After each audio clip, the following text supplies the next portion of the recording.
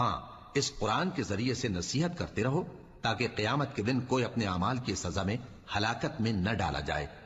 اس روز اللہ کے سوا نہ تو کوئی اس کا دوست ہوگا اور نہ سفارش کرنے والا، اور اگر وہ ہر چیز جو روئے زمین پر ہے بطور معاوضہ دینا چاہے تو وہ اس سے قبول نہ ہو۔ یہی لوگ ہیں کہ اپنے اعمال کے وبال میں ہلاکت میں ڈالے گئے، سو ان کے لیے پینے کو کھولتا ہوا پانی اور دکھ دینے والا عذاب ہے، اس لیے کہ کفر کرتے تھے۔ کہو کیا ہم اللہ کے سوا ایسی چیز کو پکاریں جو نہ ہمارا بھلا کر سکے نہ برا؟ اور جب ہم کو اللہ نے سیدھا رستہ دکھا دیا تو کیا ہم الٹے پاؤں پھر جائیں؟ پھر تو ہماری ایسی مثال ہو جیسے کسی کو جنات نے جنگل میں بھلا دیا ہو اور وہ حیران ہو رہا ہو، اور اس کے کچھ رفیق ہوں جو اس کو رستے کی طرف بلائیں کہ ہمارے پاس چلا۔ کہہ دو کہ رستہ تو وہی ہے جو اللہ نے بتایا ہے، اور ہمیں تو یہ حکم ملا ہے کہ ہم اللہ رب العالمین کے فرما بردار بنیں،